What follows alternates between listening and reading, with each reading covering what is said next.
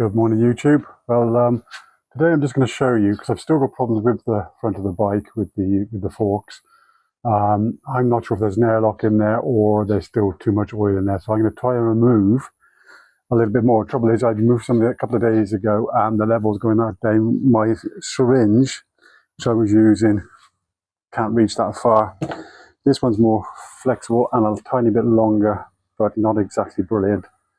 I tried put a bit of a tubing on the end of that, but it just wouldn't work. I suppose it's going to be the same material and sealed really well. I couldn't do it. Tried with a little zip tie, tried taping it on there, a bit of a straw from the shop, but wouldn't work. So let me just show you basically what I'm up to today. So here we go. So the plan is jack it up, loosen those off, try and suck a little bit of the oil out with my little gadget here. So I'm quite well prepared.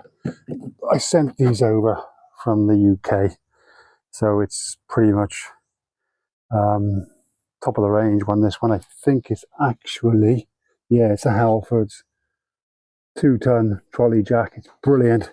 Obviously they can know when you're 2-ton, but nevertheless. So that goes on there. It's just, so basically you've just got to turn that piece there, make that it, turn it so it will jack up. That then just slots into there,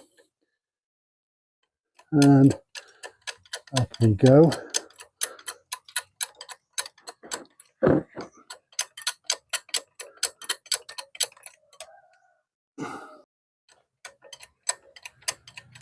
So it'll catch on there nicely.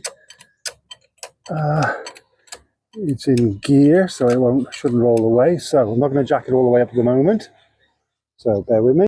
So here, I actually bought this here in Solano. Must be 4 or 5 years ago now. Really good one. So I can remember which one it is now. Let me just double check. I think it's the one. Nope, that one's too big. I think I got these the wrong way around. That's the one. That slots on there nicely. So I'm going to use that and that. So it's now on. I can't film this at the same time because I need both hands. But so I've loosened them both off. Show you there. Now the plan is here, because obviously it's jacked up. So what I do now to get those to come up is I go down here and very slowly lower the jack, so those will start coming up. Can you see that? A bit more.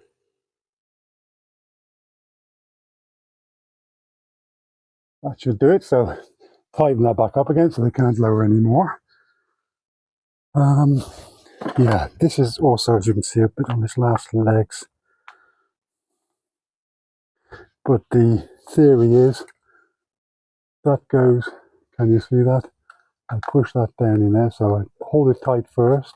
So then I'm hoping that it's still working. Maybe not, because I don't know if it's going deep enough. So, it's a tiny amount, isn't it?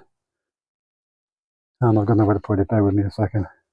Well, basically, I've got as much as I can with this. It won't reach down in any further. So what happens now is, again, I now move that from there into there, and I'm going to jack it back up. And in doing that, you will see that these, got to make sure there's like a big rubber washer there that's going to go in properly, so you have to make sure that that's leveled up properly, and that basically goes back in as I'm jacking it up nice and high. And now I can't film this, but basically I'm going to tighten those back up, and we'll see if that's made any difference. I should imagine not, because it was a tiny amount that I managed to get out. So that's all tightened up again. We're now going to once again turn that, and that just lowers the whole thing down again, and down it goes. So get that out the way, and I would imagine that's made no difference whatsoever. Just bear with me 1 second. There we go. Right, so that's a bit fragile to say the least. I've got it on the tripod, which is on the grass, which is wet and slippy. But this is just so you can show. I can show you. It's making a bit of a difference. Just needs a little bit more output. I just can't get to it. But I'm happy with that. That's actually made quite a bit of difference. So a few drops more, which I can't get out of there. And it would be job done, really. So that's it for today. We're off to town later where I can test it more. It's only really down the road here.